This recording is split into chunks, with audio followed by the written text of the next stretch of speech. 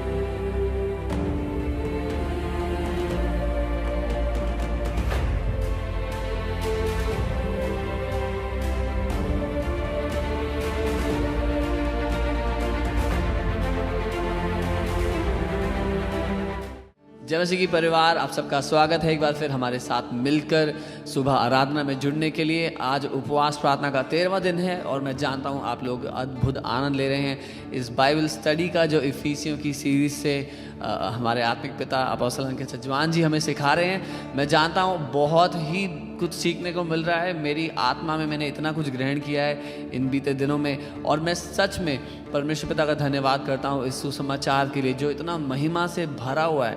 ये जो धन है सुसमाचार का जो परमेश्वर ने हमारे ज़िंदगियों पर उंडेल दिया है, मैं सच में उसके लिए बहुत धन्यवाद देता हूँ। क्यों ना अपने मनों को तैयार करें इससे पहले कि हम वचन में जाएं और प्रभु की उस वचन की शिक्षा को ग्रहण करें। हमारे आत्मिक पिता के द्वारा अपने मनों को तैयार करते हैं, आराधना में पिता के सामने आते हैं। यीशु, हम धन्यवाद देते हैं आपके प्रेम, आपकी तरस, आपकी दया के लिए। हर सुबह आपका अनुग्रह हमारी जिंदगी पर नया होता है प्रभु, और आज की सुबह हम आपके सामने उस नए अनुग्रह के लिए आपके सिंहासन के सामने आते हैं। हम धन्यवाद देते हैं प्रभु, आपने वो सारी बातें हमारे जीवन में भलाई के लिए जो रची हुई हैं, जो रखी हुई हैं, वो सारी योजनाएं जो आपने हमारे भले के लिए बना कर रखी हुई हैं प्रभु, हम धन्यवाद देते हैं। We thank you Lord, we give you glory, we give you praise and we give you honor। धन्यवाद प्रभु यीशु मसीह, धन्यवाद प्रभु यीशुआ, यीशुआ, धन्यवाद प्रभु। उसको धन्यवाद कहें आज की सुबह।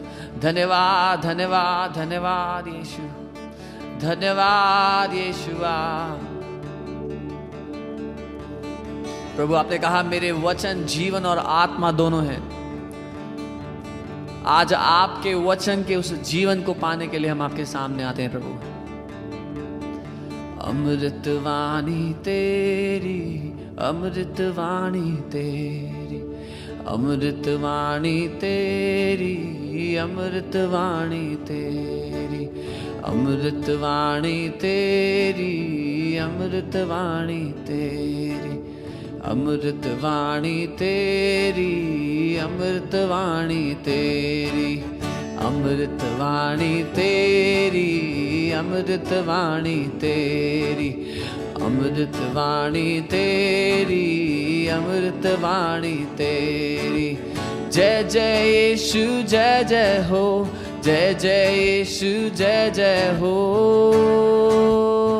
मेरे साथ गाएं दोहरा करके आमेन। हाँ, जय जय यीशु, जय जय हो, जय जय यीशु, जय जय। आप गाएं जय जय यीशु, जय जय हो, जय जय यीशु, जय जय यीशु, जय जय यीशु, जय जय हो, जय जय यीशु, जय जय हो, जय जय यीशु, जय जय हो, जय जय यीशु जय जय हो। अमृतवाणी तेरी, अमृतवाणी तेरी, अमृतवाणी तेरी, अमृतवाणी तेरी, अमृतवाणी तेरी, अमृतवाणी तेरी, अमृतवाणी तेरी, अमृतवाणी तेरी। जय जय पिता जय जय हो, जय जय पिता जय जय हो। आप गाएं, जय जय पिता जय जय हो, जय जय पिता जय जय हो, जय जय पिता जय जय हो, जय जय पिता जय जय। आप गाएं, जय जय पिता जय जय हो, जय जय पिता जय जय हो।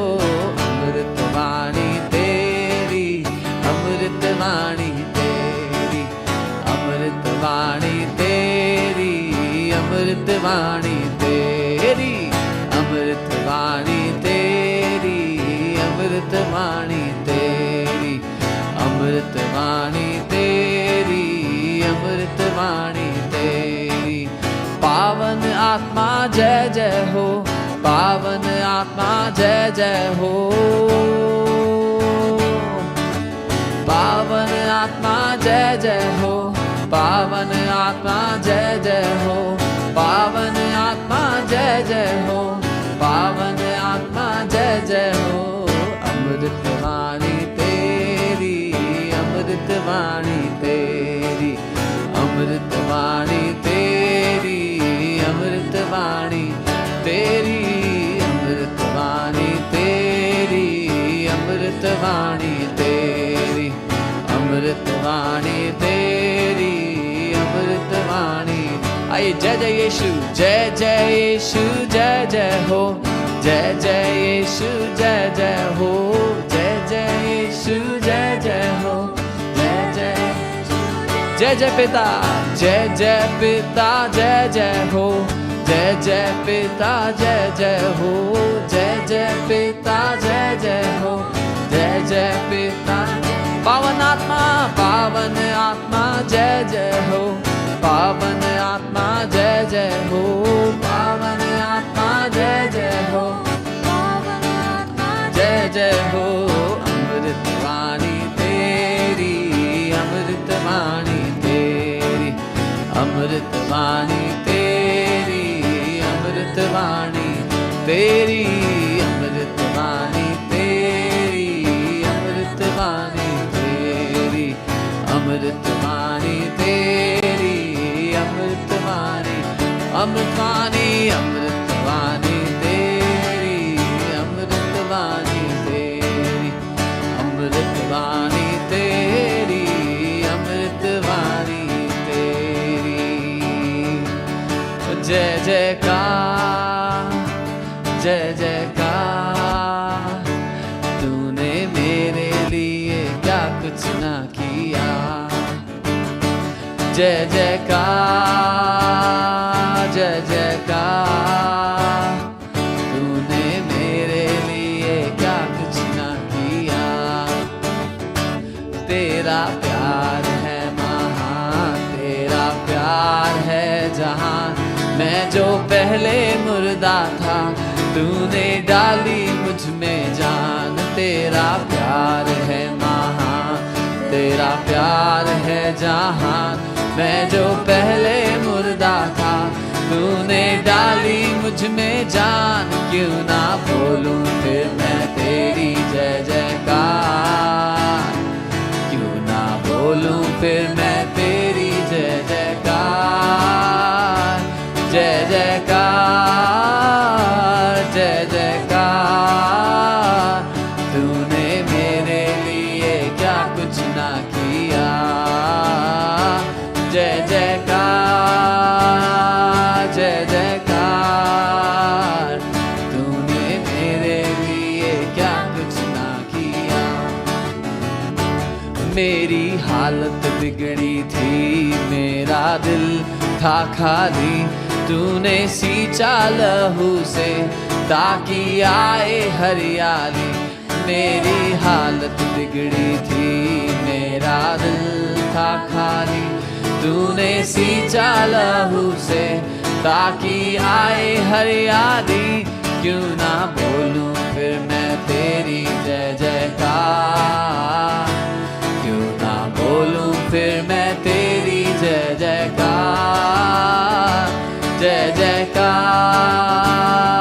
जय जयकार, तूने मेरे लिए क्या कुछ ना किया। जय जयकार जय जयकार, तूने मेरे लिए क्या कुछ ना किया। अपनी रूह से भर दिया, अपनी शक्ति मुझको दी ताकि दूं मैं गवाही तेरे जी उठने की। अपनी रूह से भर दिया, अपनी शक्ति मुझको दी ताकि दूं मैं गवाही तेरे जी उठने की। क्यों ना बोलूं फिर मैं तेरी जय जयकार, क्यों ना बोलूं फिर मैं तेरी जय जयकार। जय जयकार जय जयकार, तूने मेरे लिए क्या कुछ ना किया। जय जयकार जय जयकार, तूने मेरे लिए क्या कुछ ना किया। ये हम सबकी गवाही है, कहें आई जीवन में खुशी, आई अब्दी जिंदगी, तू है जिंदा शाफिया, तूने ये है किया।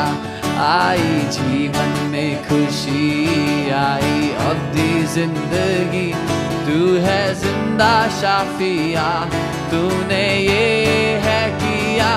क्यों ना बोलूं फिर मैं तेरी जय जयकार, क्यों ना बोलूं फिर मैं तेरी जय जयकार। जय जयकार जय जयकार, तूने मेरे लिए क्या कुछ ना किया। जय जयकार जय जयकार, तूने मेरे लिए क्या कुछ ना किया। जय जयकार जय जयकार जय जयकार, तूने मेरे लिए क्या कुछ ना किया। जय जयकार जय जयकार जय जयकार, तूने मेरे लिए क्या कुछ ना किया।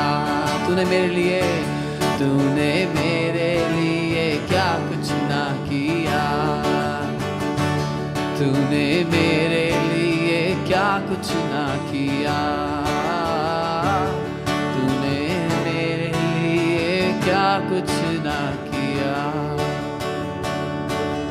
तूने मेरे लिए यीशु दे दिया। तूने मेरे लिए सब कुछ कर दिया। पिता हम धन्यवाद देते हैं। We thank you Father. Oh, we thank you Jesus for the cross, for your sacrifice. Yeshua, तूने मेरे लिए यीशु दे दिया। तूने मेरे लिए सब कुछ कर दिया। We thank you Father.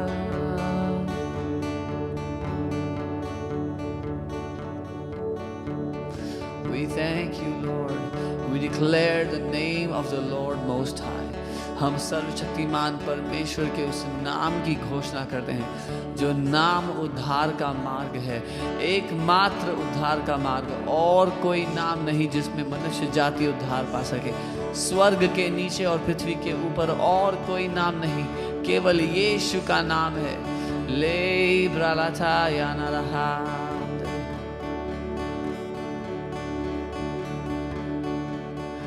यीशु नाम की घोषणा करूं मैं हर एक दिल और हर दिमाग पे। बंधे जो निराशा की जकड़ में, पुकारे यीशु।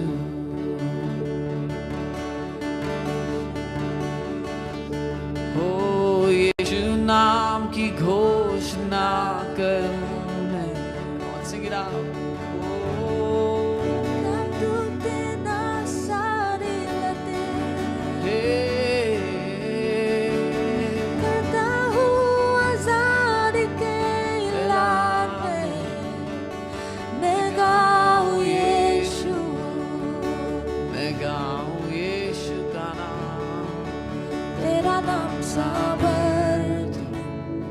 तेरा नाम चंगाई, तेरा नाम है जीवन।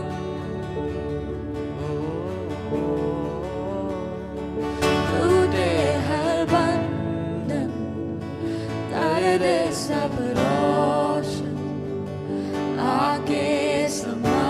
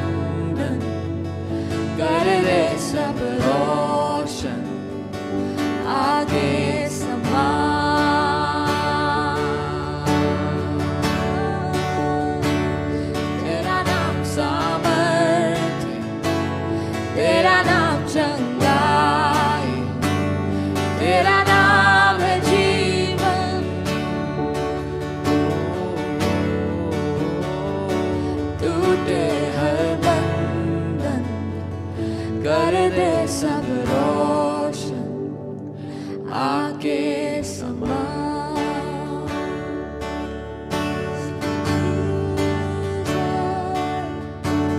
यीशु पर्वतों पर,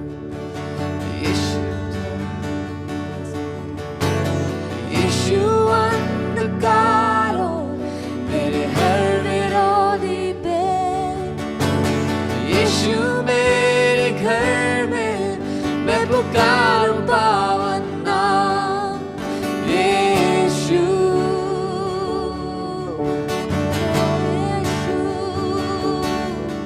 बोलो यीशु पर्वतों पर, यीशु गलियों में, यीशु अंधकारों मेरे हर विरोधी पे, यीशु मेरे घर में मैं पुकार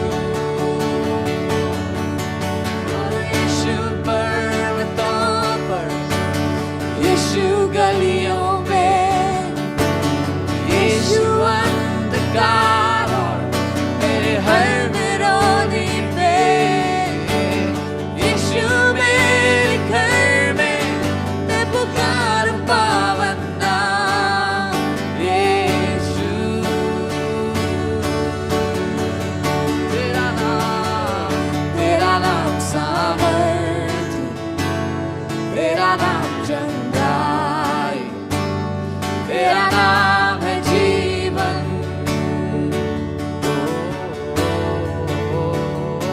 टूटे हर बंधन, कर दे सब रोशन, आके समा।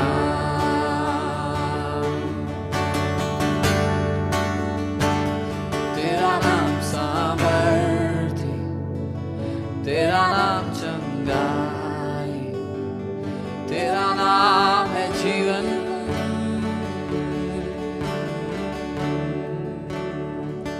टूटे हर बंधन, कर ले सब रोशन, आके समा।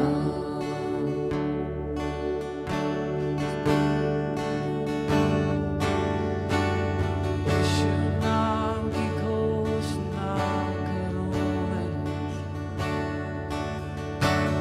हर एक की चिंता और हर डर पे। बंदे जो निराशा की जकड़ में पुकारे यीशु का नाम। प्रभु आज हर कोई जो बंधनों में है, हर कोई जो निराशा में है, हर कोई जो डिप्रेशन से जूझ रहा है, जो पैनिक अटैक से, एंजाइटी से जूझ रहा है, यीशु मसीह आज मैं आपकी आजादी की घोषणा उन पर करता हूँ।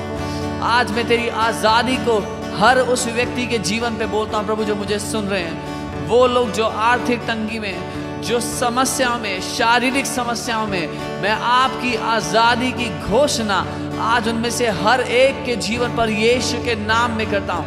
इसी समय परमेश्वर का आत्मा, आपकी वो आजादी हर एक के जीवन पर लागू की जाए यीशु के नाम में। प्रभु आपका वचन कहता है जो कमजोर है वो कहे मैं बलवान हूं, जो निर्बल है वो ये कहे कि मैं बलवान हूं, जो निर्धन है वो कहे मैं धनवान हूं। और प्रभु का आत्मा आज हर उस व्यक्ति से जो किसी भी तरह के बॉन्डेज में, किसी एडिक्शन में, किसी भी बात में फंसा हुआ है, आज प्रभु का आत्मा आपकी अगुवाई कर रहा है ये कहने के लिए कि मैं आजाद हूं, मैं छुटकारा पा चुका हूं, मैं छुड़ाया जा चुका हूं, मुझे मोल लेकर, दाम चुकाकर खरीद लिया गया है, छीन लिया गया है दुश्मन के हाथों से। हो रिया था लाराबा, कहे मैं आजाद हूं, मैं आजाद हूं, मैं आजाद हूं। घोषणा करे मैं आजाद हूं, अपनी आजादी की घोषणा करे। मैं आजाद हूं, मैं आजाद तेरे लहू से हुआ हूं, मैं आजाद। कम ऑन आप गाएं, पूरे दिल से गाएं। मैं आजाद तेरे लहू से हुआ हूँ, कहे मैं आजाद हूं, मैं आजाद हूँ, मैं आजाद तेरे लहू से हुआ हूँ। मेरा हर एक भाई और बहन मैं आज आजाद है यीशु के नाम में। मैं आजाद तेरे लहू से हुआ हूँ।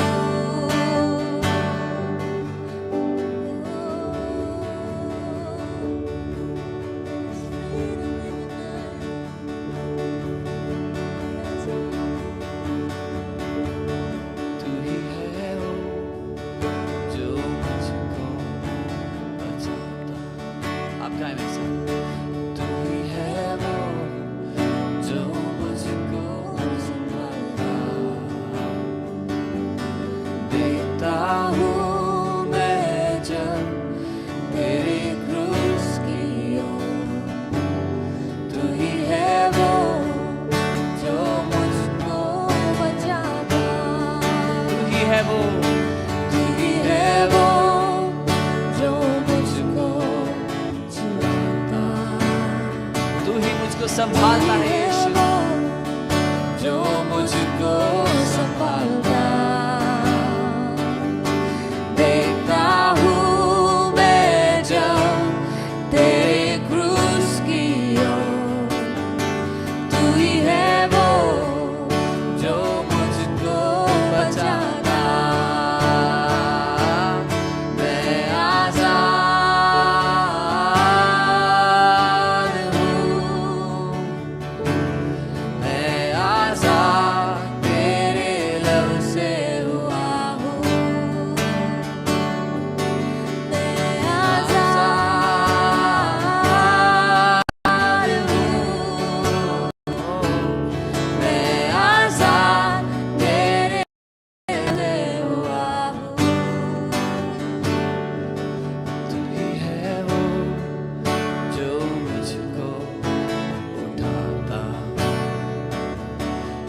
ही है वो जो मुझको चलाता।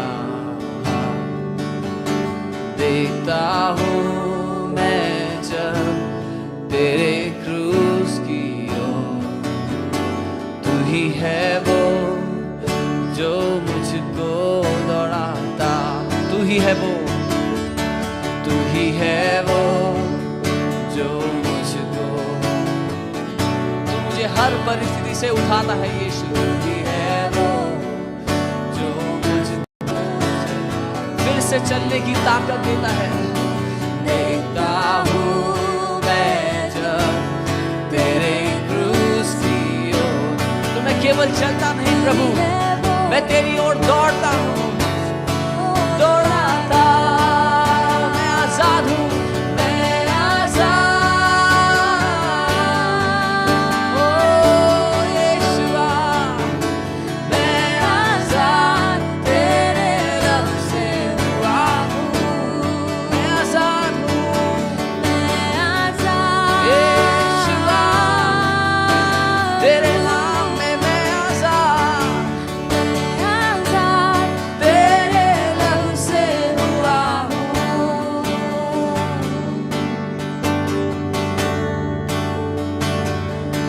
टूटे सारे बंधन, आजाद मैं हुआ हूँ।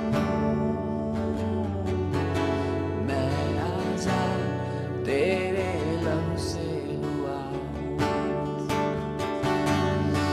टूटे सारे बंधन, आजाद मैं हुआ हूँ।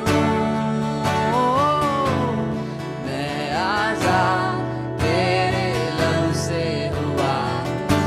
घोषणा करें, टूटे सारे बंधन, आजाद मैं हुआ हूँ।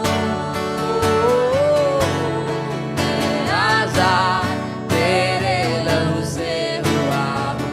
टूटे सारे बंधन, टूटे सारे बंधन, आजाद मैं हुआ हूँ।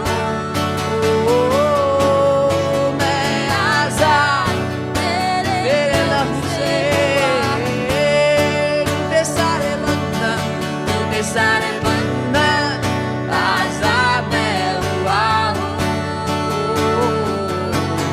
मैं आजाद तेरे लहू से हुआ हूँ। मैं आजाद हूँ। मैं आजाद तेरे लहू से हुआ हूँ। मैं आजाद, मैं आजाद हूँ। मैं आजाद तेरे लहू से हुआ हूँ। मैं आजाद तेरे लहू से हुआ हूँ। मैं आजाद तेरे लहू से हुआ हूँ। कलीसिया, आप आजाद हैं। जिसे पुत्र ने आजाद किया वो निश्चय आजाद है। कमा मेरे साथ घोषणा करें, जिसे पुत्र ने आजाद किया वो निश्चय आजाद है। मुझे यीशु ने आजाद किया, मैं निश्चय आजाद हूँ यीशु के नाम में। Amen, amen. The Lord bless you. Amen.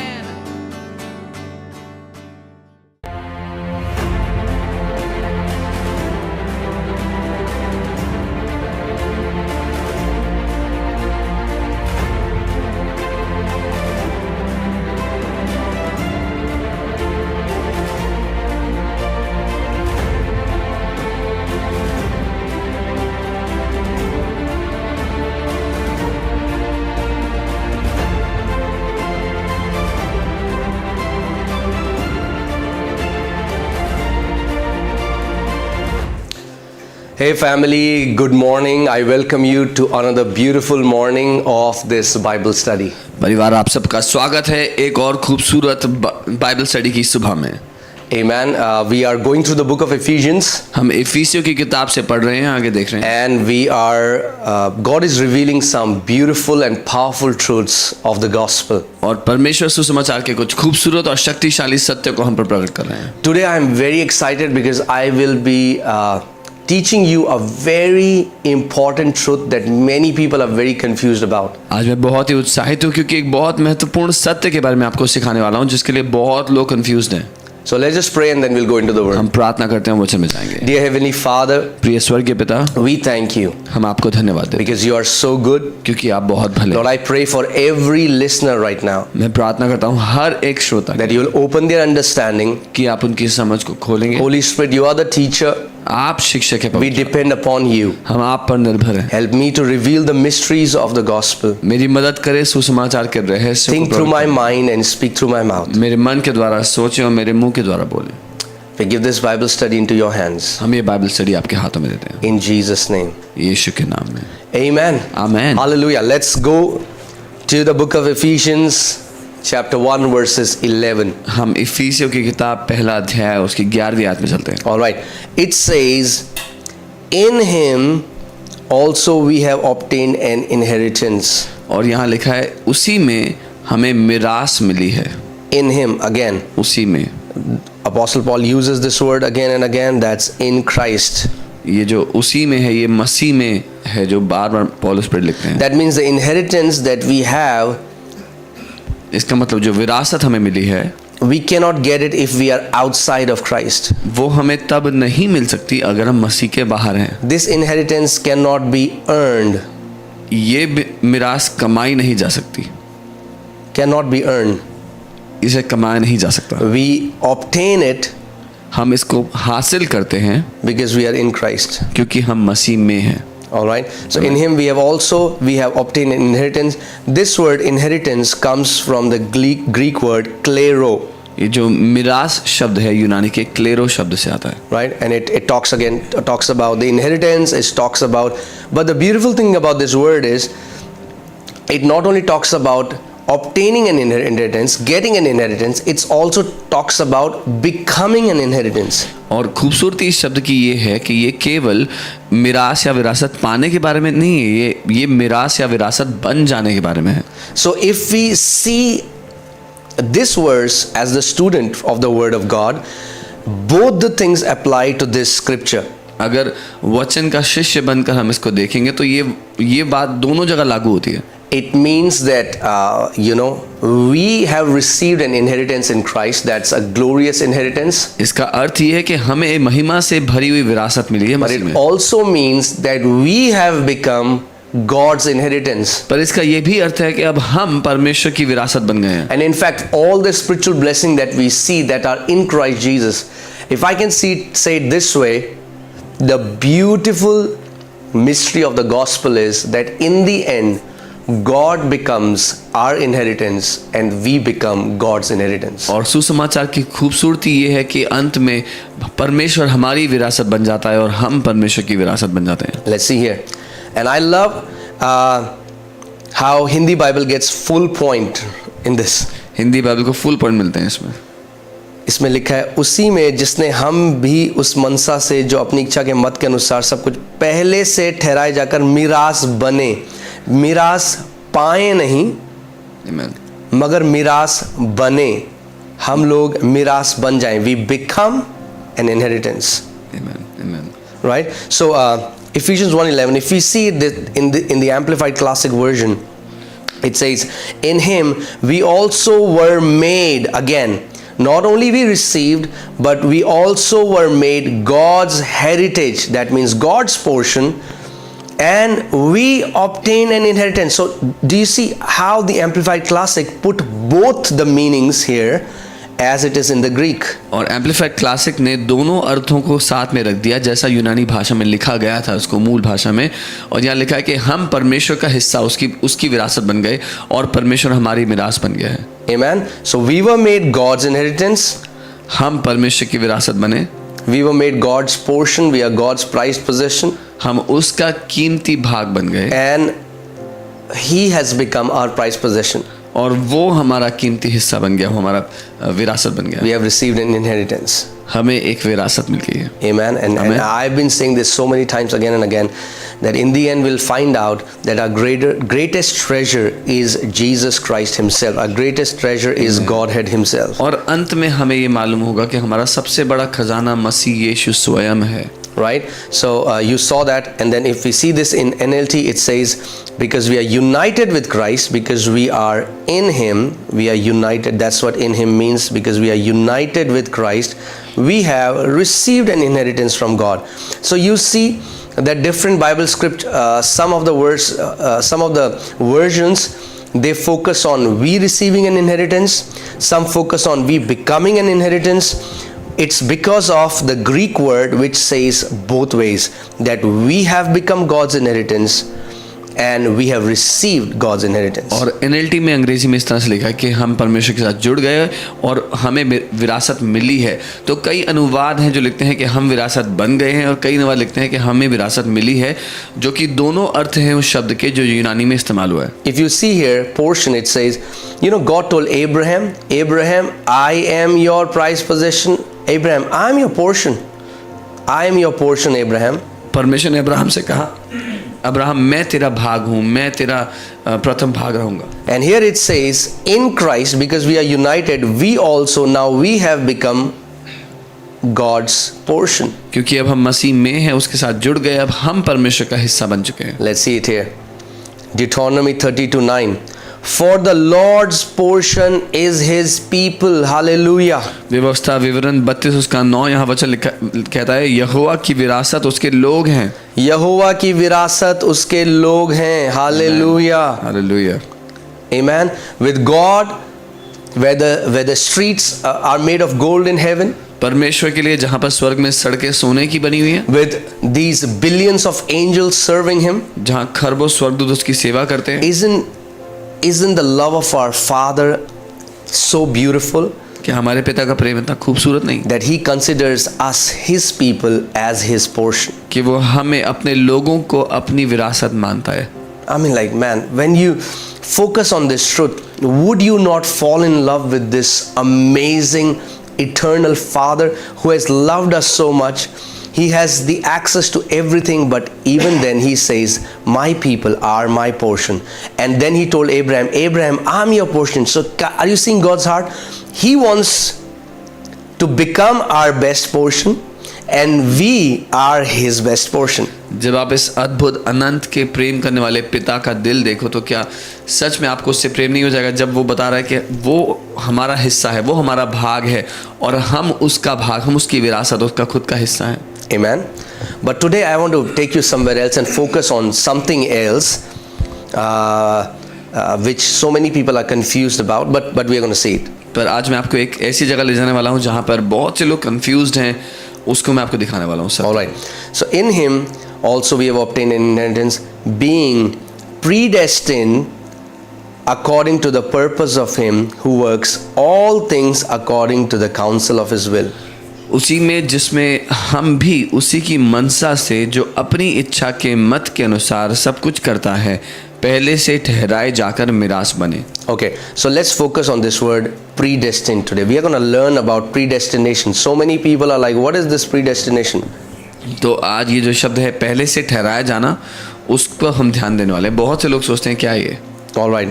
So again, Exodus 19:5, God tells people, you shall be my treasured possession, but you have already seen that. So let's come to this word predestined.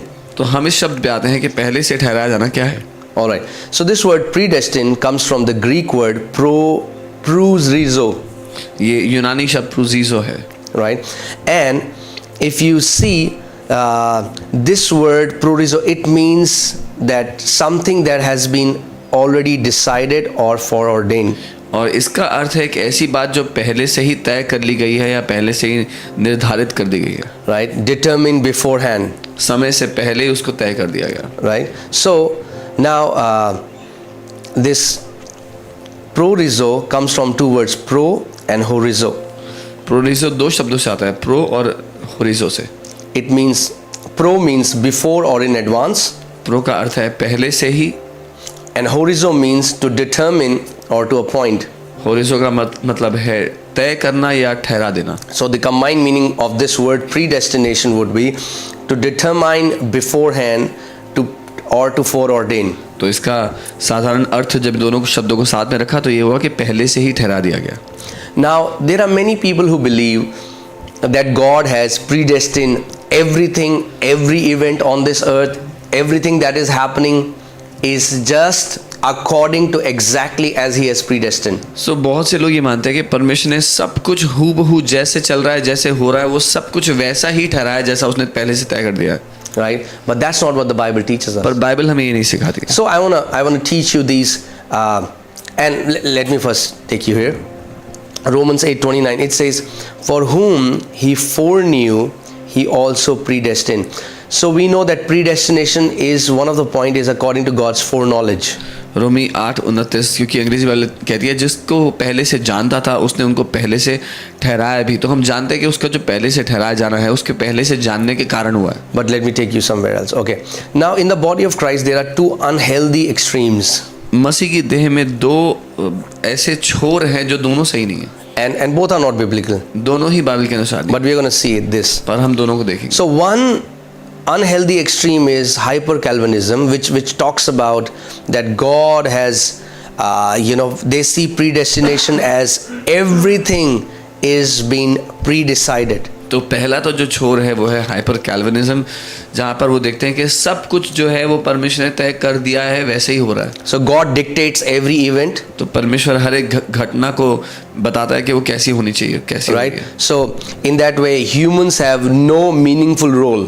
They are just acting out everything that God has pre-decided. और इसके अनुसार मनुष्यों का कोई काम है ही नहीं. वो सिर्फ वो कर रहे हैं, पूरा कर रहे हैं जो परमेश्वर ने उनको पहले से करा दिया उनसे. So we are like human beings are nothing but acting out the will of God.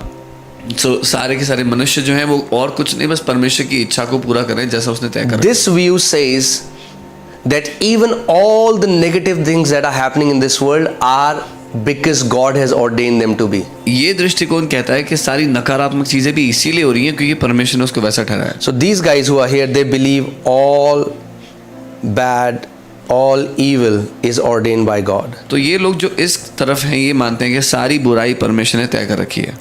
Because God wants to bring out something good. क्योंकि परमेश्वर कुछ तो भला So करना these guys believe that all the rapes that happen, all the murders that happen, all the destruction that happen, the main author of that is God. Because nothing on this earth will happen unless God has decided. You would have heard people say that. So ये लोग मानते हैं कि जितने rape, murders, हत्याएं होती हैं, जितने दुर्घटनाएं होती हैं वो पृथ्वी पर सारी परमेश्वर करवा रहा है क्योंकि उसने उसके इच्छा के बिना कुछ नहीं हो सकता पृथ्वी पे. आपने सुना होगा उनके द्वारा. Here if you see there is, like human will plays no major role. इस तरफ मनुष्य की स्वेच्छा का कोई लेना देना नहीं है, कोई काम नहीं है.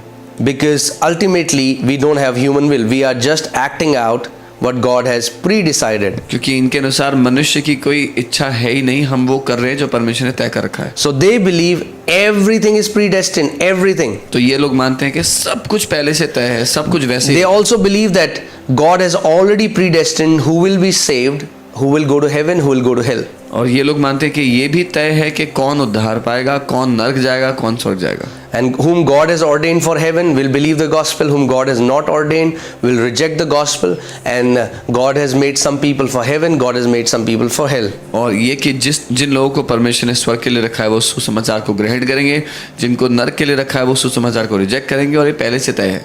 All right, so this is one side, one extreme. तो ये एक छोर है एक of predestination. पहले से ठहराया जाएगा. The other side is, जो दूसरा छोर है, this is I'm just giving you, these are not, don't go into these terms, Calvinism and autonomy. I'm just trying to explain this. मैं बस आपको समझाने के लिए बता रहा हूँ, इन टर्म्स से मत जाना. Right, here it means man's free will even overrides God's free will. और यहाँ पर ये लोग मानते हैं कि जो मनुष्य की स्वेच्छा है वो परमेश्वर की भी इच्छा पर हावी है. So here God becomes a spectator. तो यहाँ पर परमेश्वर एक दर्शक है, a helpless spectator. एक ऐसा दर्शक जो कुछ नहीं कर सकता उसको. And here man is a spectator. और उस तरफ मनुष्य एक दर्शक है. right? They believe that it's everything that God, nothing is predestined, ये लोग मानते हैं कि कुछ भी पहले से ठहरा हुआ नहीं है, and God just acts out according to like God is responding to what man is doing. और वो मानते हैं कि परमेश्वर प्रतिक्रिया कर रहा है जो मनुष्य कर रहा है उसके जवाब में, right? And they believe that and nothing is like God has not predestined anything, और वो मानते हैं कि परमेश्वर ने कुछ भी पहले से ठहराया हुआ नहीं है, and they have exalted man's free will to where man acts out as God. उन्होंने मनुष्य की स्वेच्छा को इतना ऊंचा स्थान दे दिया कि जहाँ पर मनुष्य परमेश्वर जैसे काम कर रहा है. And if you see, both of them are wrong according to the scriptures. और अगर आप देखेंगे तो वचन के अनुसार ये दोनों दृष्टिकोण गलत है. If you see, I mean, like theologically, these guys are called Calvinists, these guys are called Armenians, and somebody asked me, are you a Calvinist or an Armenian? And I said, I am none of them. और इन लोगों को Calvinist कहा जाता है, उन लोगों को Armenians कहा जाता है. किसी ने मुझसे पूछा आप कौन हो, मैंने कहा मैं इनमें से कोई If भी you see biblically, if we are a genuine student of the Bible, अगर बाइबल के अनुसार हम अगर उसके वचन के शिष्य हैं, if we see from the Bible, the healthy balance falls somewhere in the middle. जो एक स्वस्थ दृष्टिकोण, एक सही दृष्टिकोण है, वो कहीं बीच में है. It's a balanced view. वो एक संतुलित दृष्टिकोण है. Here we also in the balanced view we see that God's sovereignty और इस दृष्टिकोण में आप देखेंगे परमेश्वर की जो स्वेच्छा and man's responsibility go hand in hand. और मनुष्य की जिम्मेदारी हाथ में हाथ डालकर चलते हैं. They go together. ये साथ चलते हैं. Amen. So God has predestined, परमेश्वर ने तो पहले से निर्धारित कर दिया है, but God will never force his will violating man's free will. पर वो कभी भी अपनी इच्छा को जबरदस्ती नहीं थोपेगा मनुष्य की स्वेच्छा को रोनते हुए. Amen. I'll give you an example so that you understand. Okay, it is going to become awesome. अद्भुत हो जाएगा. All right. So let's see this. See, because these Calvinists believe that God has chosen people to go to hell. God has chosen people to go to heaven. So evangelism is not. I mean, like it's only those people who are already ordained. These people will go to heaven. क्योंकि Calvinist मानते हैं परमेश्वर ने चुन रखा है कौन स्वर्ग जाएगा कौन नरक जाएगा. इवेंजलिज्म करने की जरूरत नहीं है, पहले से परमेश्वर ने तय कर रखा है. But see what violates their doctrine is 1 Timothy 2:3-4. पर क्या बात है जो इस दृष्टिकोण को गलत ठहराती है? पहला Timothy 2:3-4. For this is good and acceptable in the sight of God, our Savior, who desires all men to be saved. ये हमारे उद्धारकर्ता परमेश्वर को अच्छा लगता है और भाता भी है जो यह चाहता है कि सब मनुष्यों का उद्धार हो. God desires all men to be saved परमेश्वर चाहता है कि सब मनुष्यों का उद्धार हो and to come to the knowledge of the truth. और वो सत्य की भली भांति पहचान. It cannot get more clearer than this. इससे ज्यादा साफ नहीं हो सकता कभी. Right? God desires all men to be saved. परमेश्वर चाहता है कि सब मनुष्य उद्धार पाएं. Amen. So this is God's desire. ये है परमेश्वर की चाहत. Right? But God will never force his desire. पर परमेश्वर कभी अपनी चाहत जबरदस्ती नहीं थोपेगा. Now, to take you a step further so that you understand predestination very clearly today, I want to tell you about these three things. एक कदम आपको आगे ले जाने के लिए ताकि आप पहले से ठहराए जाने को और साफ रूप से समझें, मैं 3 बातें बताना चाहता हूँ. Amen. So, first is Bible says these three things: called, chosen and elected. Bible ये 3 चीजें कहती हैं, बुलाए गए, चुने गए और नियुक्त किए गए. If you see Matthew 22:14, it says, "For many are called, but few are chosen." मत्ती 22:14 वचन कहता है क्योंकि बुलाए तो बहुत हैं लेकिन चुने बहुत थोड़े हैं. What is the Lord trying to say? प्रभु क्या कहना चाह रहा है? Okay, let me first explain these words and then we'll go further. पहले इन शब्दों को समझाता हूँ फिर आगे चलते हैं. This word called comes from the Greek word kletos. ये जो बुलाए शब्द है यूनानी के क्लेटोस The शब्द. word chosen comes from the Greek word ekletos. जो चुने शब्द है वो एक्लेटोस शब्द से आता है. And the word elected comes from the Greek word ekloge. और जो इलेक्टेड नियुक्त शब्द है वो एक्लोगे शब्द से आता है. Right? So now, this word kletos simply means those people who are invited. क्लेटोस वो शब्द है वो लोग जिनको न्योता भेजा गया है, न्योता दिया गया है. Amen. And if you see the parable here, if you read the parable, it was a parable of a wedding. और ये जो दृष्टांत था ये एक शादी का दृष्टांत था. And in this wedding, you saw that God called. It was a wedding feast happening, and people were called, but they did not respond to the call. एक शादी हो रही थी, लोगों को बुलाया गया था पर लोगों ने जवाब नहीं दिया उस बुलाहट का. And then the master sent his servants and said, "Go to the highways and byways and bring everyone in." फिर मालिक ने बोला रास्तों पर जाओ, ऊंचे मार्गों पर जाओ, लोगों को लेके आओ.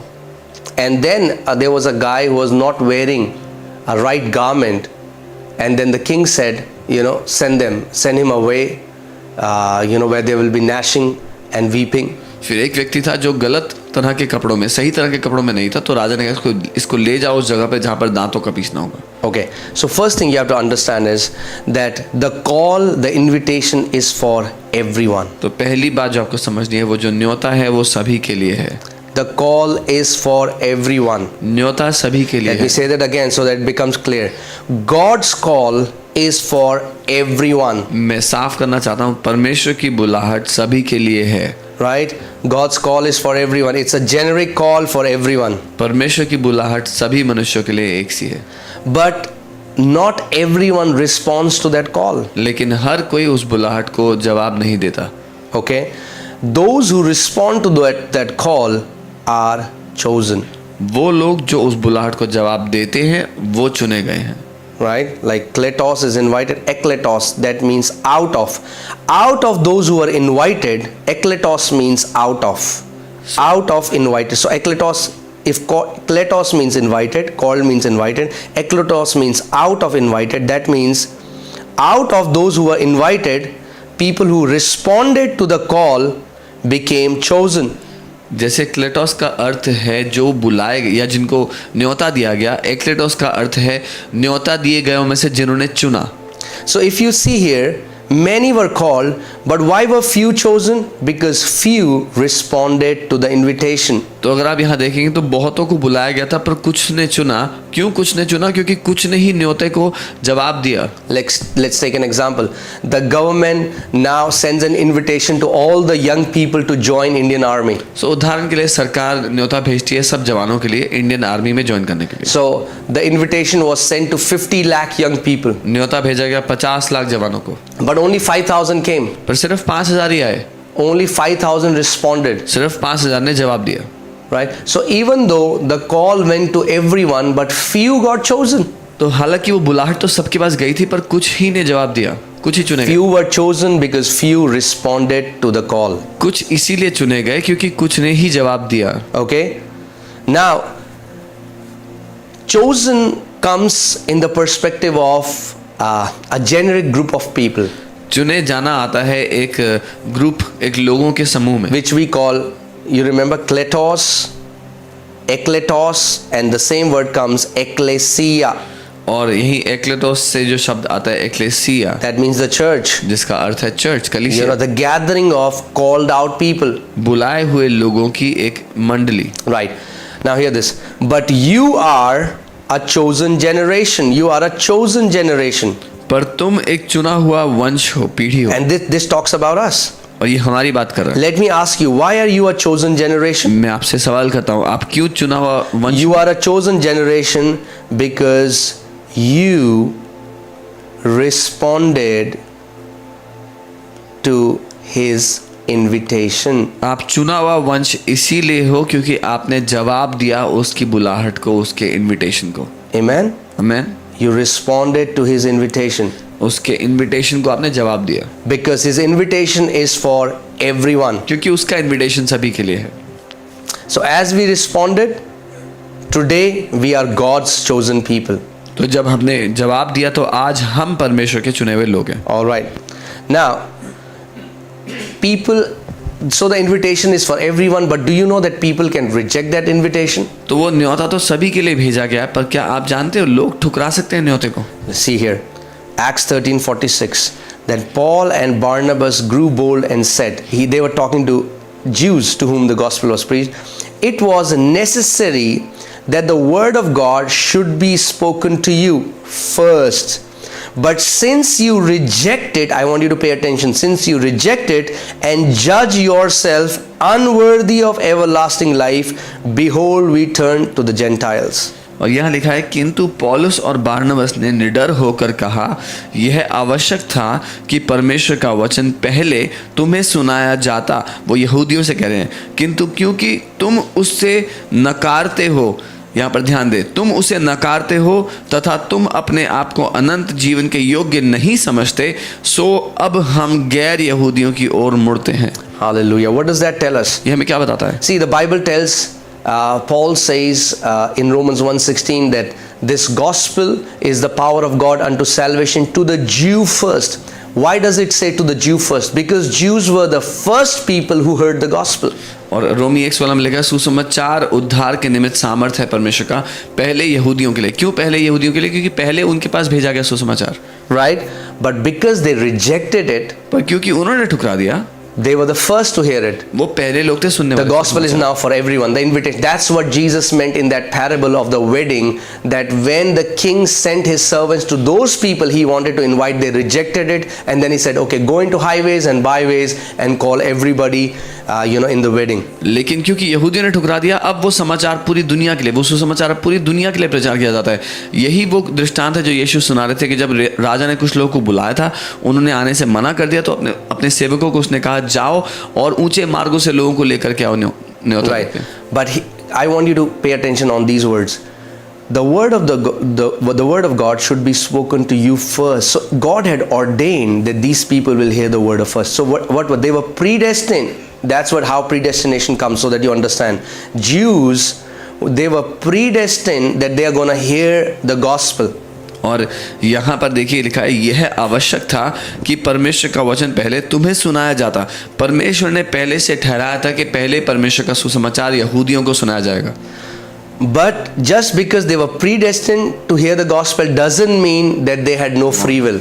लेकिन इसका ये अर्थ नहीं कि क्योंकि वो पहले से ठहराए गए सुसमाचार सुनने के लिए, तो उनके पास कोई इच्छा नहीं बची, कोई स्वेच्छा नहीं बची है। They rejected it. उन्होंने अपनी स्वेच्छा से उसको ठुकरा दिया। Now you see God's sovereignty and man's free will coming together. अब आप देख रहे हैं परमेश्वर की स्वेच्छा और मनुष्य की स्वेच्छा जो साथ मिल रही है। तो Even though God had ordained, that's why Jesus, when he looked at Jerusalem, he cried saying, Jerusalem, Jerusalem, how I wanted to gather you under my wings, but because you rejected my prophets, because you rejected those I sent to you, and because finally you have rejected me, now you will be completely destroyed. और परमेश्वर ने यहूदियों के लिए पहले से यह ठहरा दिया था, इसीलिए यीशु ने यरूशलेम को देखकर हाय की और कहा कि यरूशलेम यरूशलेम, तू जो भविष्यवक्ताओं को मारता है, जो मैंने तेरे पास सेवक भेजे उनको ठुकरा दिया और अब तूने मुझे भी ठुकरा दिया। तो अब उसका कोई जवाब नहीं है उसके बाद। Amen. So do you see it here? That people, who are the people who judge? See, it was not God who judged themselves unworthy of everlasting life. This is so beautiful if you see this scripture. क्या आप ये देख रहे हैं कितना खूबसूरती से यहाँ पर लिखा हुआ है कि परमेश्वर नहीं है जिसने उनको अयोग्य ठहरा दिया अनंत जीवन के लिए। They themselves judged themselves to be unworthy of everlasting life. उन्होंने खुद अपने आप को अयोग्य समझा। So we see this doctrine is not right, which says that God has chosen some people unworthy for everlasting life. No. God has called everyone, but because people reject the gospel, they judge themselves unworthy of it everlasting life. तो हम देखते हैं कि किस तरह से परमेश्वर नहीं है जो लोगों को अयोग्य ठहराता है अनंत जीवन के लिए, जो लोग खुद को अयोग्य ठहराते हैं उनके लिए। Amen. I hope you get it now. मैं उम्मीद All करता हूं right, आप समझें। let's go. See, because what was the commandment that Jesus gave? क्या आज्ञा दी थी यीशु मसीह ने हमें? He said to them, उसने उनसे कहा, go into all the world तुम सारे जगत में जाओ and preach the gospel to every creature. और सारी सृष्टि के लोगों को What is that? सुसमाचार प्रचार करो। That's God's will. ये परमेश्वर की इच्छा है। And we just learned how God wills that everyone should be saved. और हमने देखा कैसे परमेश्वर की इच्छा है कि हर कोई उद्धार पाए। Right? Go into all the world सारी जगत में जाओ and preach the gospel to every creature. और हर एक सृष्टि को सुसमाचार प्रचार करो। Right? But now You see, that's God's part. God is wanting this. This is God's will. लेकिन अब ये परमेश्वर की इच्छा है, वो चाहता है। But now comes man's free will. लेकिन अब आता है मनुष्य की सोच। He who believes जो विश्वास करे and is baptized और बपतिस्मा ले will be saved. उसी का उद्धार होगा। So now let me ask you this question. Who gets saved? तो एक सवाल करता हूँ, कौन उद्धार पाता है? Who believes. जो विश्वास Who करता believes in the gospel. है, जो सुसमाचार पे विश्वास करता है। Right? And he who does not believe will be condemned. पर जो विश्वास नहीं करेगा वो दोषी ठहराया जाएगा। The Bible doesn't say whom God chose to be condemned will be condemned. No. But he who does not believe will be condemned. Bible ये नहीं कहती जिसको परमेश्वर ने चुन लिया दोषी ठहराया जाने के लिए वो दोषी ठहराया जाएगा। नहीं, जो चुनता है वो जो नहीं चुनता है वो ठहराया जाएगा। Amen? So that you understand. All right. Now, this I told you this so that you understand. So calling is for, the invitation is for everyone. सो वो बुलाहट, वो न्योता सभी के लिए है। So you all were called for the gospel. आप सब सुसमाचार के लिए But बुलाए why गए। were we chosen? Why are we God's chosen generation today? पर हम क्यों प्रभु के चुने हुए लोग हैं आज? Because we responded to the call. क्योंकि हमने उसकी बुलाहट को जवाब दिया है। Now the Bible also talks about the elect. अब बाइबल उन चुने हुए लोगों की बात करती है So let's see this. Now it नियुक्त gets हैं। amazing. अब ये अद्भुत होता है। Here in elect, जो नियुक्त हैं you will see that God has predestined some people. जो नियुक्त हैं उसमें से परमेश्वर ने कुछ को ठहराया पहले से। Okay? And I want to slowly say this so that you understand. मैं धीरे से You don't कहूंगा get ताकि आप confused. समझें। See, the God's heart is for everyone to be saved. परमेश्वर का हृदय है हर कोई उद्धार पाए। But then, in His foreknowledge, He लेकिन- elects some people before time. अपने ज्ञान के अनुसार उसने पहले से कुछ लोगों को ठहरा दिया, नियुक्त कर दिया। Why does He elect them? उनको क्यों ठहरा दिया? Is it because God, let me say this way. God elects some because He loves all. परमेश्वर कुछ को इसलिए नियुक्त करता है क्योंकि वो सभी से प्रेम करता है। I hope you get it. मैं उम्मीद करता Let me हूँ। say it again. God elects some because He desires all men to be saved. परमेश्वर कुछ को इसीलिए नियुक्त करता है क्योंकि वो चाहता है सब मनुष्य उद्धार पाए। Okay, it will clear. Okay, stay with me. Okay, मेरे साथ बने रहो। Romans 9:11 to 13. रोमी 9:11 से 13 Right, it talks about Jacob and Esau. याकूब और ईसाऊ की बात होती है इसमें। Right, and Apostle Paul is quoting their example. और पौलुस प्रेरित उनका उदाहरण बता रहे हैं। Now he says, for the children not yet being born, that means they were not yet born, और अभी तक ना तो बच्चे जन्मे थे not having done any good or evil. और उन्होंने ना कुछ भला या बुरा किया था। So these kids are not born. ये बच्चे अभी पैदा नहीं हुए थे। They have not done anything. उन्होंने कुछ भी नहीं किया अभी। Huh? But the Bible says that the purpose of God according to election might stand. So I want you to see. Now see, you're saying, now this word comes election. And I want to show you how it is different. That the purpose of God according to election might stand, not of works, but of Him who calls. इसलिए कि परमेश्वर की मनसा जो उसके चुन लेने के अनुसार है, कर्मों के कारण नहीं परंतु बुलाने वाले के कारण। Right? So all are called. सब बुलाए गए हैं। Few are chosen because few respond to the call. कुछ चुने गए क्योंकि उन्होंने चुना उसको जवाब देना। But God has also elected some. पर परमेश्वर ने भी कुछ को नियुक्त किया है। Why? क्यों? So that they may give the invitation to everyone. ताकि वो सभी को न्योता देने वाले So हों। I hope you understand. There is a beautiful tension between this, and it intertwines together beautifully if you understand this. एक खूबसूरत बात है और किस तरह से साथ में मिल करके ये होती है, मैं चाहता हूँ आप देखें। Right? So it was said to her, the older shall serve the younger. उसने कहा बड़ा भाई दास होगा छोटे का। As it is written, जैसा लिखा है, Jacob I have loved, मैंने याकूब से प्रेम किया but Esau I have hated. Now wait a minute, God. परंतु असाव को अप्रिय जाना। एक minute, We know that God is not a partial God. हम जानते हैं परमेश्वर पक्षपाती नहीं है। Why would He say that I have loved Jacob but Esau I hate? वो क्यों कहता है याकूब से मैंने प्यार किया है, ईसो से मैंने नफरत किया है? According to the context here, it is not talking about God's response, God's emotional response. You have to understand here, it's talking about God's preference. यहाँ पर परमेश्वर के जवाब की बात नहीं हो रही है, परमेश्वर के चुनने की बात हो रही है। Because hear this, what did Jesus say?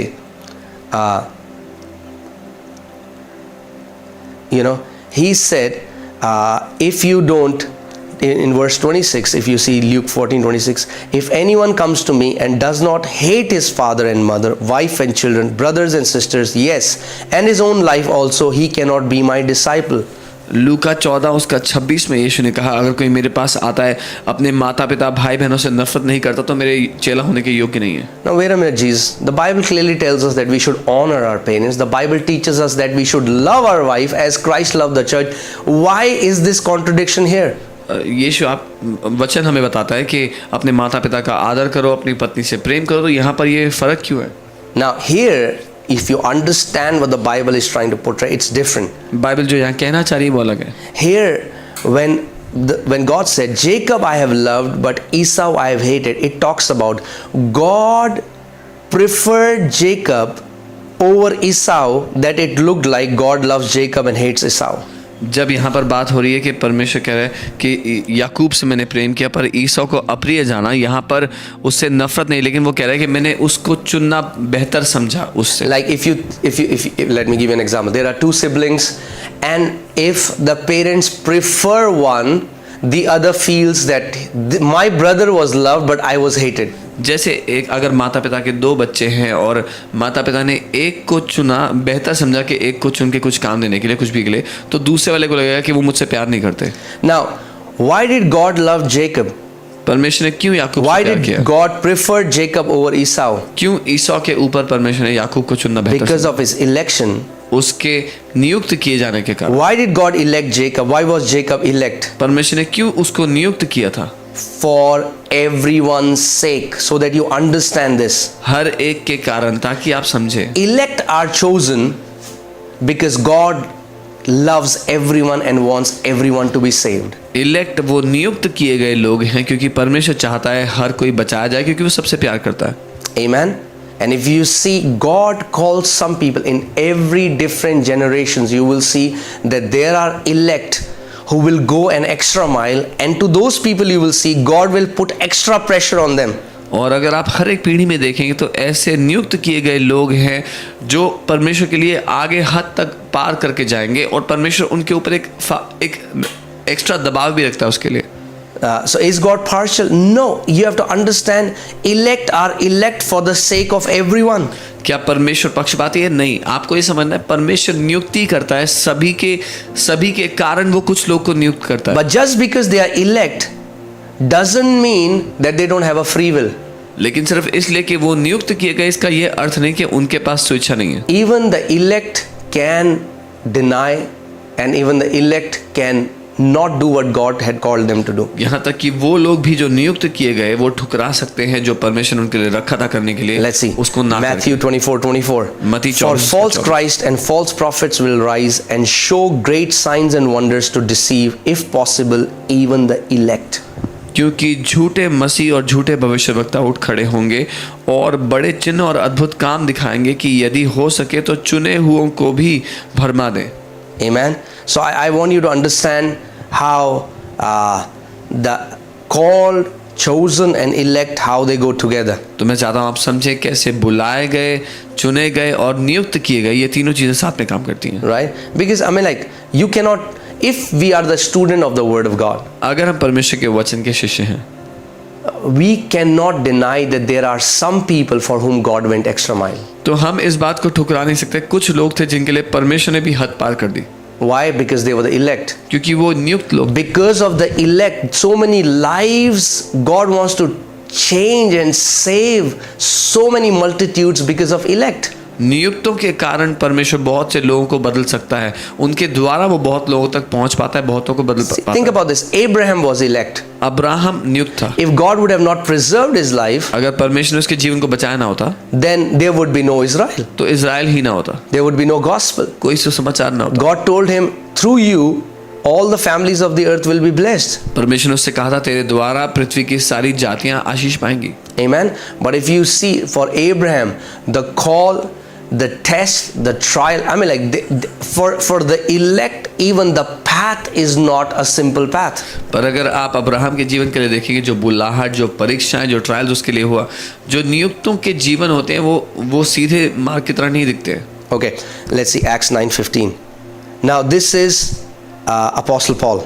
फिर तो काम 9:15 पौलुस. And when God sent a disciple Ananias to him, look at what Jesus told Ananias. परंतु प्रभु ने उससे कहा, जब एक चेले को वहां भेजा तो देखो उसने क्या बोला उससे. But the Lord said to him, Go, for he is a chosen vessel of mine to bear my name before Gentiles, kings, and the children of Israel. तू चला जा, क्योंकि वह तो अन्य जातियों और राजाओं और इजराइलियों के सामने मेरा नाम प्रकट करने के लिए मेरा चुना हुआ पात्र है. So you have to understand that church, we are all chosen generation, so that you don't misunderstand this. Church, आपको ये समझना जरूरी है कि हम सब के सब चुनी हुई पीढ़ी, चुना हुआ वंश है. But then go, for he is a, when God chooses someone individually, लेकिन जब परमेश्वर को किसी कोई व्यक्तिगत रूप से परमेश्वर किसी को चुनता है, it's because they are elect. वो नियुक्त किए गए लोग हैं. Why did God chose Paul? क्यों परमेश्वर ने पौलुस को नियुक्त किया? Because he loves him more than everyone else? क्योंकि उससे सबसे No. ज्यादा प्यार करता है? नहीं. Because so that he might bear my name before Gentiles, kings, and the children of Israel. ताकि वो मेरा नाम अन्य जाति, राजाओं, इजरायलियों के सामने प्रकट करे. Now the question comes, why does God want Paul to bear his name before Gentiles, before kings, and the children of Israel? तो सवाल यह है कि परमेश्वर क्यों चाहता है कि पौलुस अन्य जातियों, राजाओं, इजरायलियों के सामने उसका नाम प्रकट Because करे? he loves the world. क्योंकि वो दुनिया से प्यार करता है. Because he doesn't want anyone to perish. वो नहीं चाहता कोई भी नाश हो.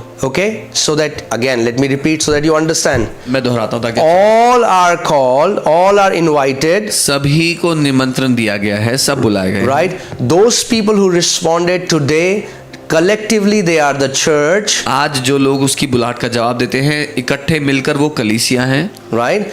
And then there are people whom God chooses individually, predestined individually. लेकिन ऐसे कुछ लोग हैं व्यक्तिगत रूप से जिनको पहले से परमेश्वर ने ठहराया है. They are the elect. वो नियुक्त लोग हैं. Why? क्यों? Because God sends them to send the invitation to everyone. क्योंकि परमेश्वर नियुक्तों को भेजता है, नियुक्त किए गए लोगों को भेजता है कि सबके पास न्योता ले जाओ. Okay, let's see here.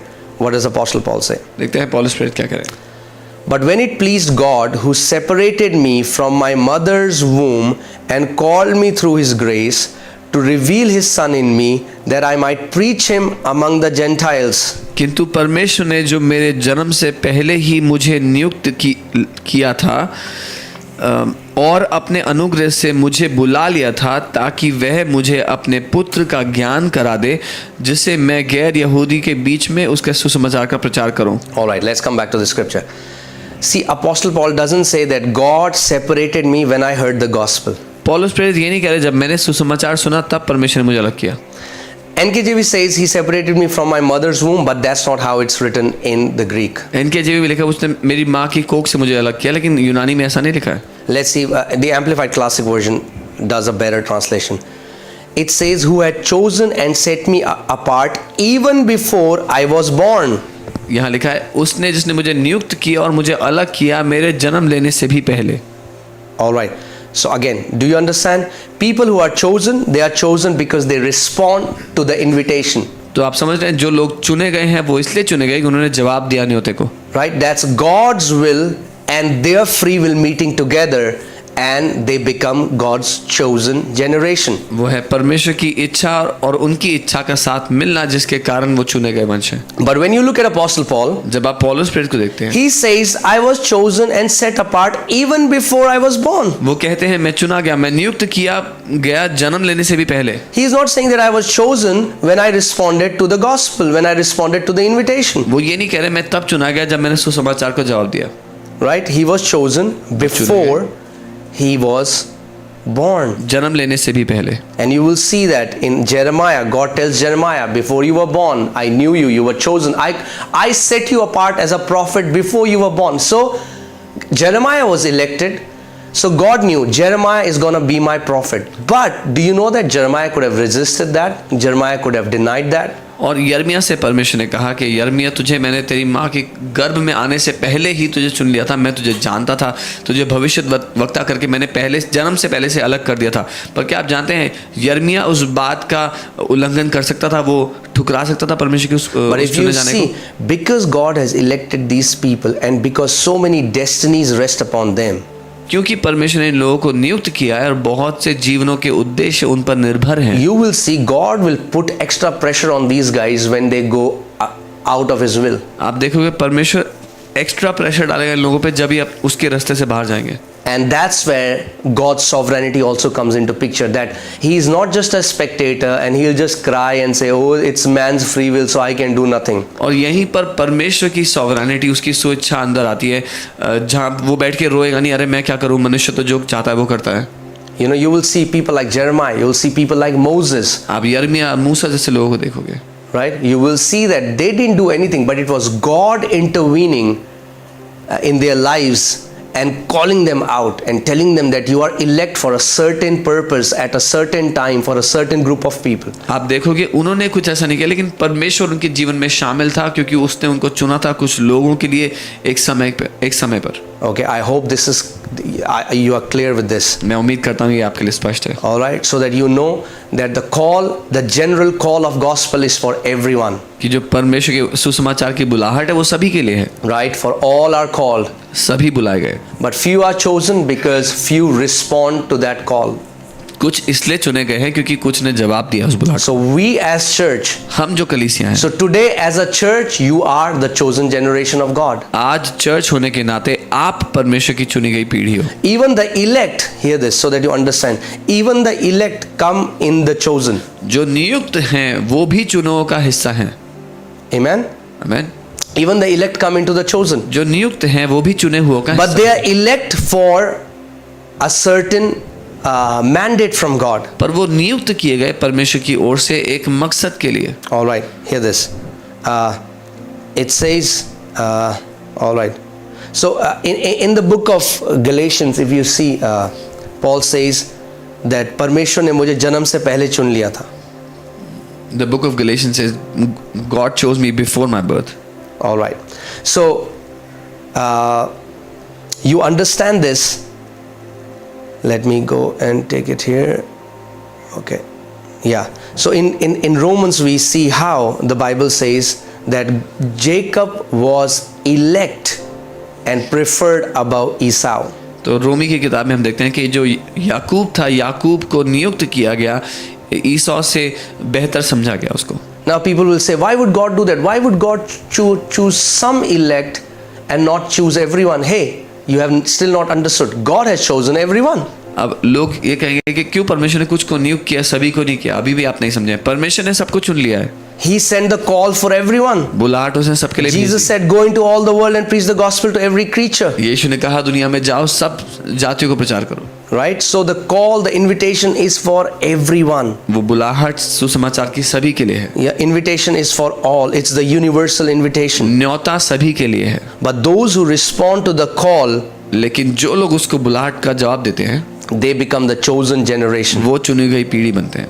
Right? They become the chosen generation. वो But चुनी then हुई we पीढ़ी see बनते there are those people who are elect, लेकिन फिर हम देखते हैं वो लोग हैं जो नियुक्त किए हैं, who are foreknown by God. जिनको परमेश्वर See, पहले God से जानता foreknows है। everyone.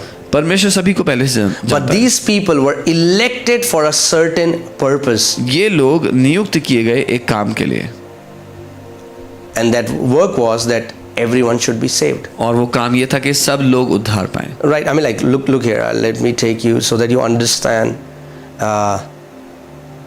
Ephesians 4:11. इफिसियों 4 उसका 11। And he himself gave some to be apostles, not all, some to be apostles, some prophets, some evangelists. So you see that there are some who are called into the fivefold office.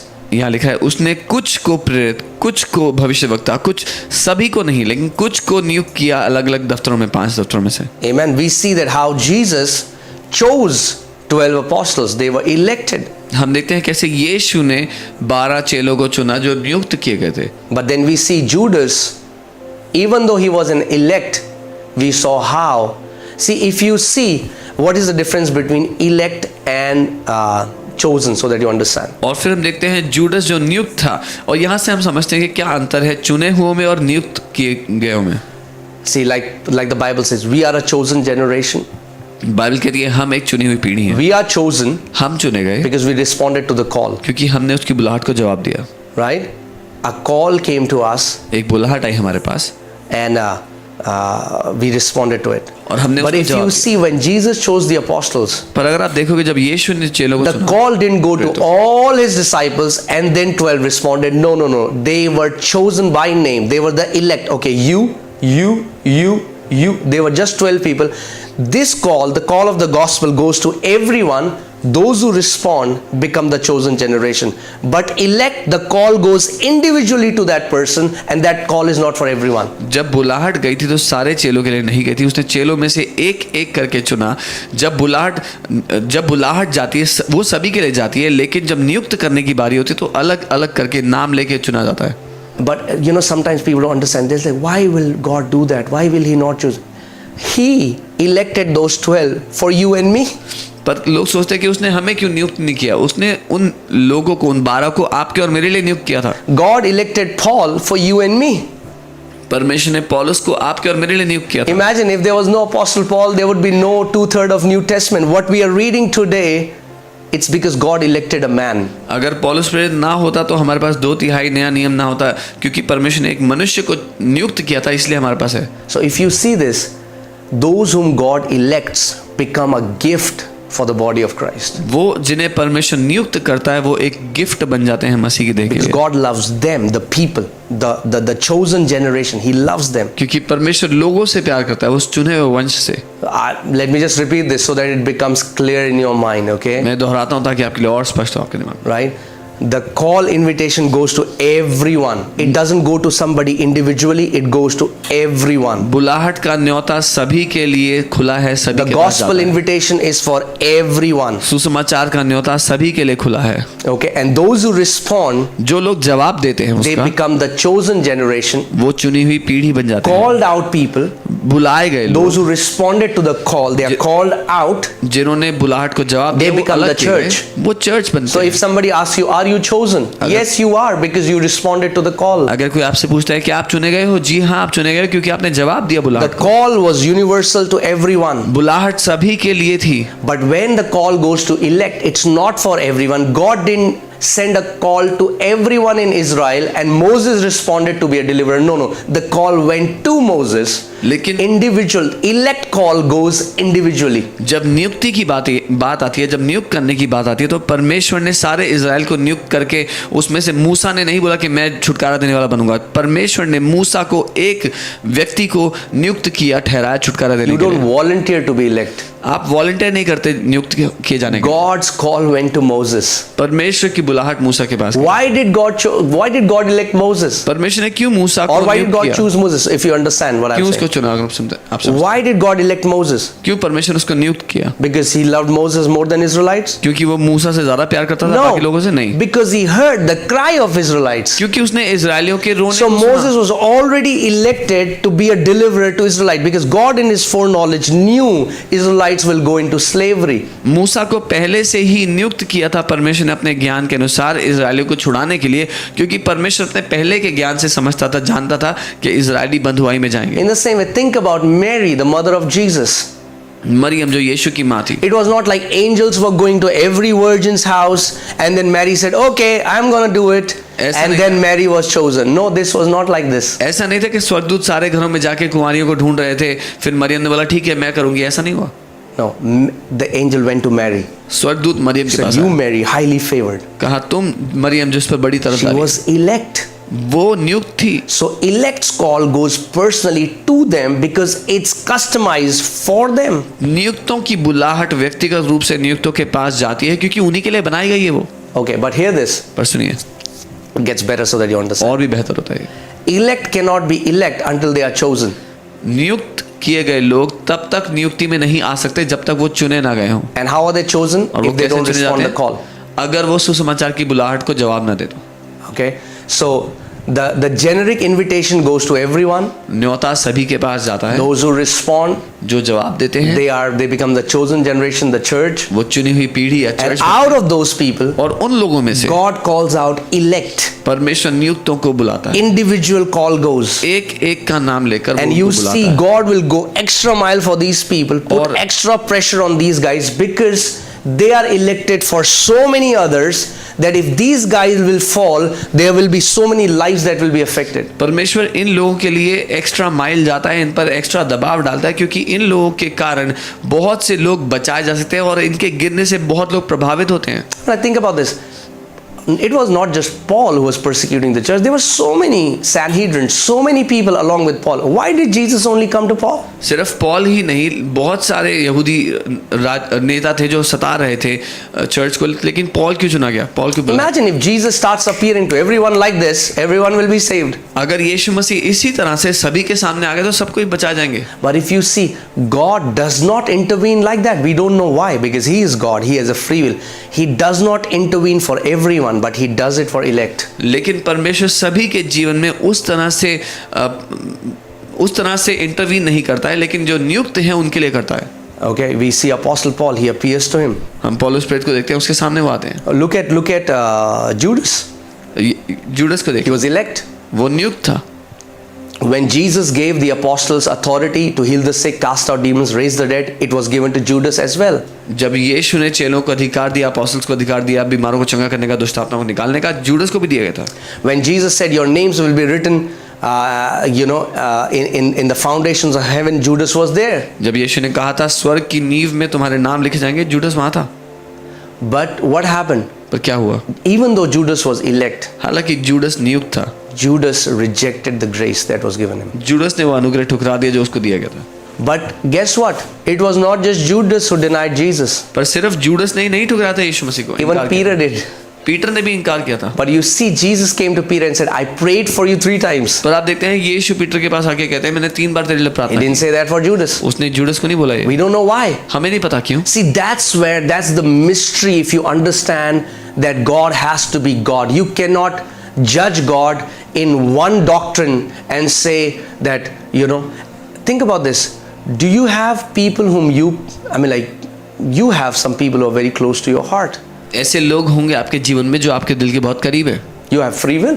आपके पास इच्छा है उनको चुनने की। You will go extra mile for some people. कुछ लोगों के लिए आप हद से बढ़कर करोगे, They are your friends. वो आपके दोस्त हैं। In the same way, ठीक वैसे ही God has some people He goes extra mile. परमेश्वर के भी कुछ लोग हैं जिनके लिए वो एक्स्ट्रा माइल जाता Not because He's partial, है, इसलिए नहीं कि वो but पक्षपाती because है। of these people He knows these people, I have so many destinies attached to this elect, so I have to make sure that this elect doesn't fall. क्योंकि वो जानता है कि इस नियुक्त किए गए जन के ऊपर बहुत सारे लोगों के जीवन निर्धारित हैं, बहुत सारे लोगों के जीवन इसके कारण प्रभावित होंगे, तो मुझे ध्यान रखना है कि ये ना गिरे। Amen. I hope this study of predestination is making things clear to you. मैं उम्मीद करता हूँ कि पहले से ठहरा जाने की जो शिक्षा है आपको समझ में आ रही है। Right? So the call was for everyone. The बुलाहट call सभी was के for लिए थी। everyone. बुलाहट सभी के लिए थी। Okay, those who responded to the call, kletos, that means invited. That's what it means in Greek. So the call, invitation was for everyone. Ekletos, out of that invitation, those who came out became the chosen generation of God. क्लेटोस जो निमंत्रण था सभी को दिया गया, एक्लेटोस उसमें से जिन लोगों ने जवाब दिया वो चुने गए। Amen. And today as a church we are ecclesia, gathering of called out people. और आज कलीसिया हम वो चुने हुए लोगों का समाज है, एक झुंड है, मंडली है। But we have to understand, in every age God chose people. In the Bible, if you are a student of the Word of God, you will see God chose Moses, God chose prophets. In the New Testament, He chose apostles, He chose prophets, the fivefold office. In every age, there are God's elect, God's remnant that God, in His foreknowledge, has predestined, who will become deliverer for so many others. पर हर एक as में, हर एक समय में आप देखेंगे परमेश्वर ने ऐसे लोगों को नियुक्त करके रखा है जो परमेश्वर जानता है कि ये छुटकारा देने वाले बनेंगे उस समय के लिए। Amen. Amen. And that's because God loves the entire humanity. और ये इसीलिए क्योंकि परमेश्वर सारी मनुष्य जाति से प्रेम करता है। Not because God is being more favorable to them. इसलिए नहीं कि परमेश्वर ज़्यादा तरफदारी कर रहा है उनकी, But if you see these elect, लेकिन इन चुने हुओं को आप देखो, they are designed in such a way वो एक तरह से बनाए गए हैं that they are able to withstand so much suffering but still go on. कि वो बहुत सारा सताव सहने के बाद भी आगे बढ़ते जा रहे हैं. You know, so you see that God is not being favorable to them, परमेश्वर उनके साथ फेवरेबल नहीं हो रहा है, पार्शल नहीं हो रहा है, but they are elect for the sake of people. पर वो लोगों की वजह से नियुक्त किए गए. Why was Moses elect? मूसा क्यों नियुक्त था? For the sake of people. लोगों के कारण. So even though if Moses was elect, all the Israelites were not called to, God didn't call everybody to go on a 40-day fast. So you will see God expects so much more from the elect than he does from everyone. परमेश्वर ने सारे इस्राएलियों को नहीं बोला 40 दिन के उपवास के लिए. आप देखते हैं परमेश्वर ज़्यादा की उम्मीद करता है उनसे जिनको उसने नियुक्त किया है. Amen. So I pray, I hope that today this topic of predestination is clear in your heart, in your mind. मैं प्रार्थना करता हूँ आज ये पहले से ठहराया जाने का जो टॉपिक है आपके दिमाग में, आपके अंदर स्पष्ट है, साफ है. You know, we think of predestination as heaven and hell, that God has predestined some to heaven. No, Bible doesn't teach that. हम क्योंकि कई लोग ऐसा सोचते हैं कि पहले से ठहराया जाना जो है वो नरक या स्वर्ग जाने के लिए, लेकिन बाइबल ऐसा नहीं सिखाती. No, but the Bible says yes, we were predestined first to adoption as sons by Jesus Christ. Bible कहती है हम पहले से ठहराए गए, पहला इसलिए कि लेपालक हों. If you are a chosen generation, अगर आप चुने हुए वंश if हो, you're the church, if you responded, अगर आप चर्च हो, आपने जवाब दिया है, be very rest assured. तो इस बात You में are निश्चित रहो predestined for adoption as sons. कि आप पुत्र के रूप में लेपालक होने के लिए पहले से चुने गए हो. But again, as I said, लेकिन फिर there are some people कुछ लोग who are elect individually जो एक एक करके नियुक्त किए गए for थे the sake of everyone. बाकी सब की वजह से, उनको बचाने के कारण से. Amen. Amen. And God expects their accountability is much higher. और परमेश्वर उनसे ज़्यादा की उम्मीद करता है, उनकी जवाबदारी ज़्यादा बड़ी है. Amen. Amen. Hallelujah. So this was our study for today. आज के Ephesians लिए- 1:11. I wanted to teach you about inheritance, that we have become God's inheritance. God has become our inheritance. We are God's prized possession. He is our prized possession. आज के लिए ये Bible study थी इफिसियों 1:11 के हम परमेश्वर की विरासत बन गए और परमेश्वर हमारी विरासत बन गया. वो हमारा कीमती भाग और हम उसके कीमती भाग बन गए.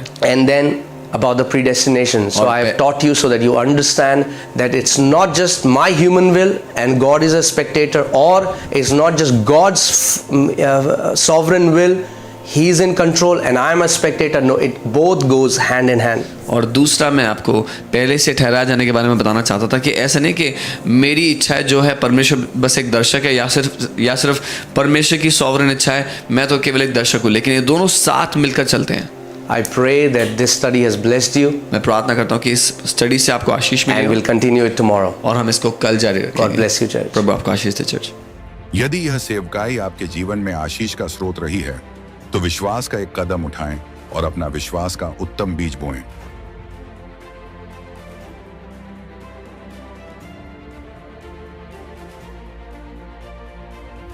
We invite you to partner with us. If this ministry has been a source of blessing in your life, take a step of faith and sow your seed today to help make an eternal impact.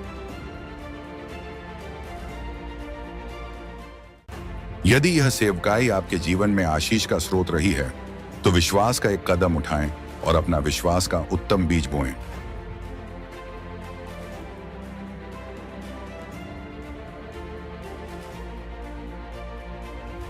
We invite you to partner with us.